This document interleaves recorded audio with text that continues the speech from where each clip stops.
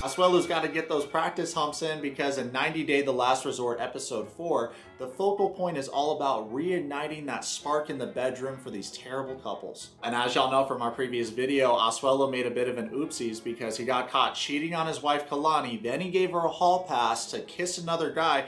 Kalani did a lot more than kiss another guy, if you know what I'm saying. They banged hard, and it turns out that the guy Dallas did a better job than Asuelu ever did in his entire career. Good news is that Kalani promised Asuelu that while at this couples retreat, she wouldn't contact Dallas, and she even went as far as to block him. Oh, it's real sweetie pie of Kalani to make this compromise with Asuelu and give their relationship a second chance when you know for a fact that this isn't the only time that this man cheated on her. City boy!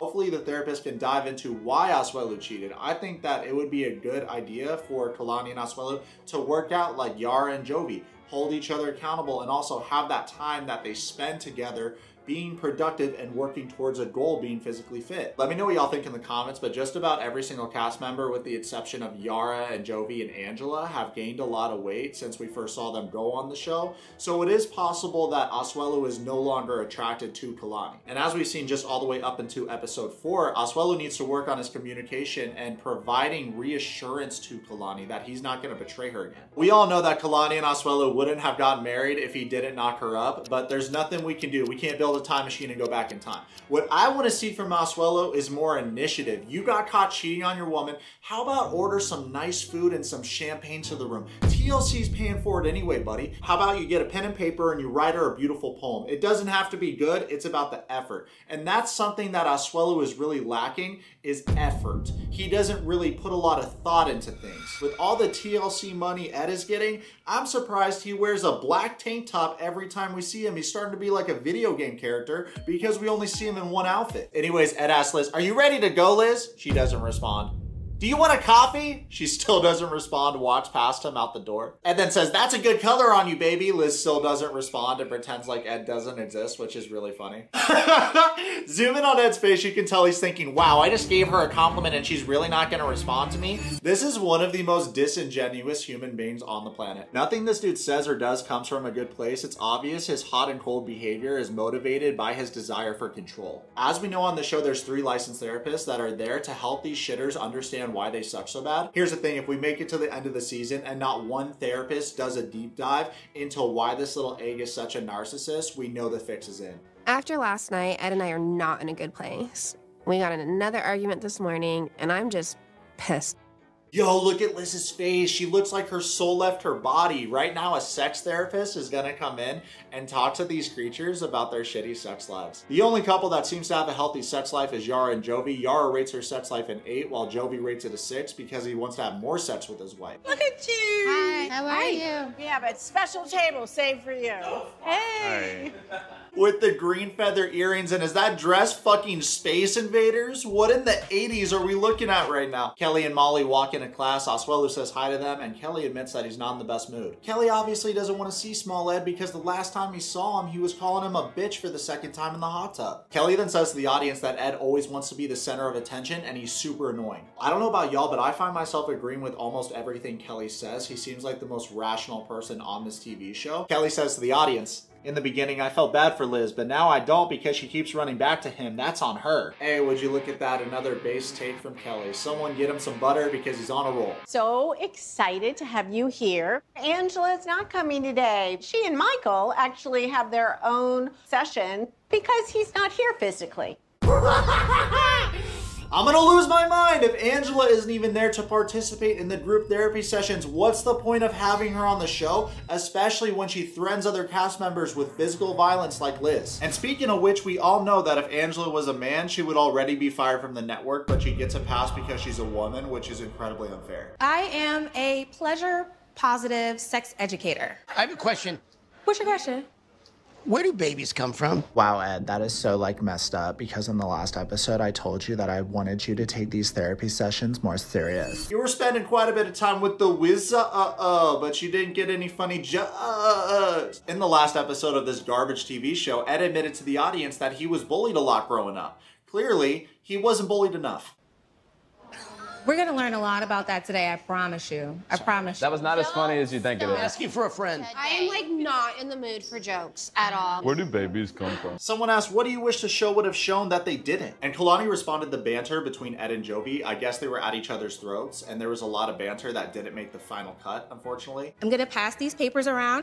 If there is a thing that makes you uncomfortable, a question that you wanna ask that's not in front of the group, you can write it on these papers. What direction does Ed move his stomach in so that his erect penis can reach Liz's vagina? As we already covered in one of our previous videos, Kalani told her husband Asuelu that Dallas, the guy that she had the hall pass with, is more generous in the bedroom. So right now, Asuelu's taking notes and he's treating this class very seriously. Raise your hand if you got sex ed in school. I feel like there's a science subject, but I didn't take that subject. Is he talking about biology? Give it up for Asuelu. He's got his thinking crown on. He's taking notes. He's treating this very seriously. I hope he clutches this 1v1 situation. You know, a lot of other guys have to compete with 75 other guys during sex. Do we have any circumcised folks in the house? I don't know. Apparently, a lot of people saw what Ed's looked like last night, so maybe somebody else can give an answer.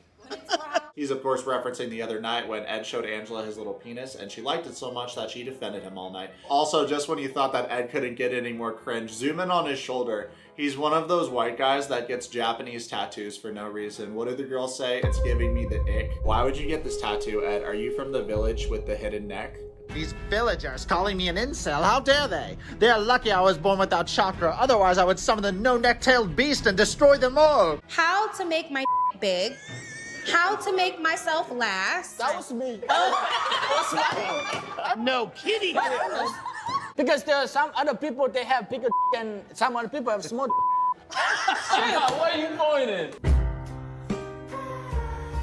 Don't worry, Edward. Small dicks lives matter too. The therapist goes on to say that not all women with vaginas want big penises. Kelly asks the teacher where the female G-spot is, and she says it's at the back of the clit. The teacher then asks Kelly if he's managed to find the G-spot, and he says, shit, I don't know. I'm trying to find it. Molly says to the audience, not on me. He don't know where mine is. Well, you know what, Molly? Maybe if you were nicer to him, he would find your G-spot. How to still be aroused when your partner has to take multiple breaks. Okay.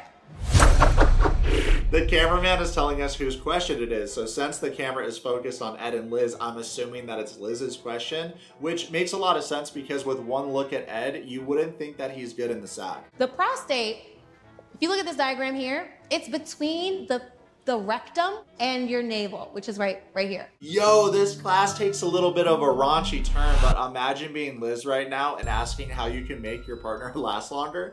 And then the teacher says this, and it's like, dude, I already have to have sex with this creature, but now I have to like finger his butt while we have sex? Ew. Right after a penis orgasms, like it kind of goes limp like a shrimp and it doesn't come back up for a little bit.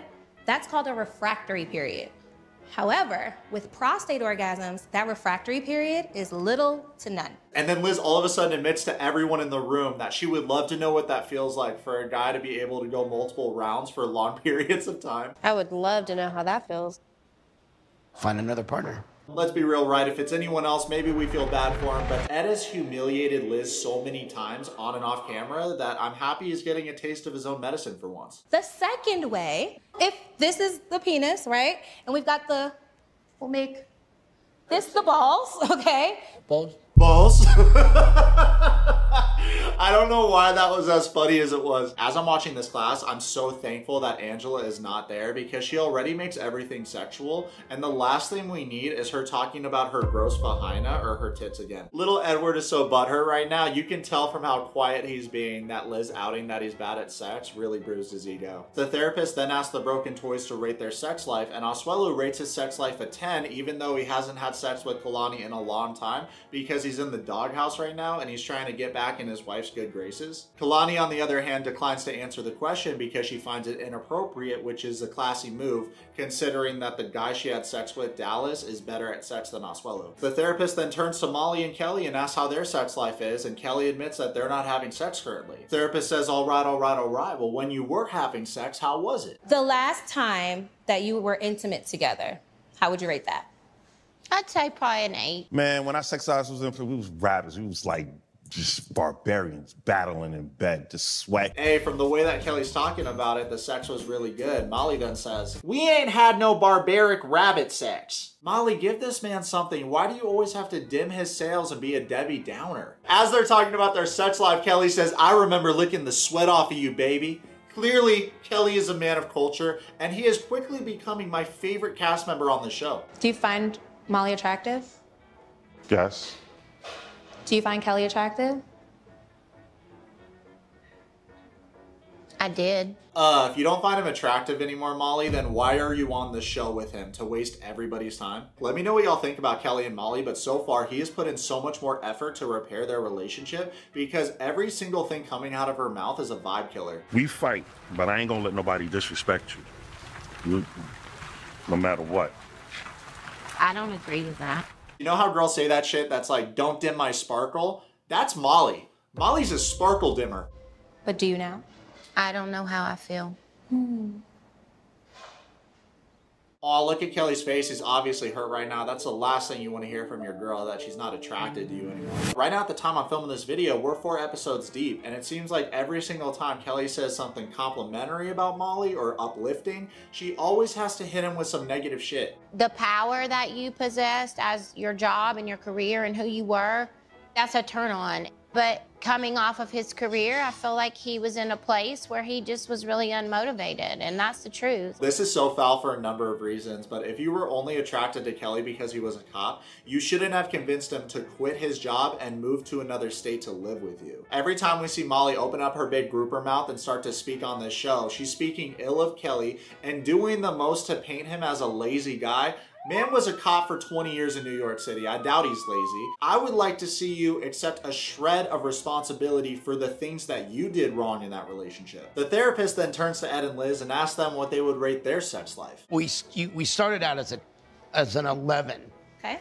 And over time, it's probably about a 5. Yo, y'all remember that? Ed seemed like he had big time virgin energy when he had sex with Liz for the first time because it just seemed like she rocked his world. He even said to the audience that he's never had a woman take control like that in his entire life. Incredible. I never had anyone take over and make love to me in my life. It will go down in Big Ed history as the event. I don't doubt it. It seemed like Rose did what she had to do to survive and give her child a better life, so she probably just laid there and played dead. Meanwhile, Liz was probably more into it because she has immense issues stemming from her childhood. And with daddy issues, there's levels to that, right? Like, I would place normal daddy issues here when the girls are 20s dating 70s. That's up here. And then Big Ed is at the top. Like, you gotta have a lot of issues to be in this relationship. Liz says, "I am not someone to just like stop and give you like 5 to 10 minutes to catch your breath and then like get back into it." This is so funny that this happened. It's super embarrassing for Ed, but it's also really embarrassing for Liz because we all struggle to see what the pros are of being with this egg. He's embarrassed you both on and off camera. You publicly said something about it multiple times. You're a narcissist, you're a conditioner, you're a groomer. I feel sorry for your sexual assault victim because now I do believe her. Literally, you're not a good person. Your friends enable your behavior, and you definitely used me, and everything that I spoke about in this, you know damn well that I have proof to back it up. Recently, we did see that Ed and Liz got married on Instagram. Let me know what y'all think about that. Do you think it's legit or made for TV? I'm wearing a Star Wars t-shirt right now, but if you have some spare change, please check out our Your Wet store. If you want some one-on-one time with me, please order Cameo. I'm the #1 Cameo creator in the entire world. Super thankful y'all watch my content. Comment below, subscribe. Love you, bro. Love you, bro. Follow me on Twitch and on Instagram right now.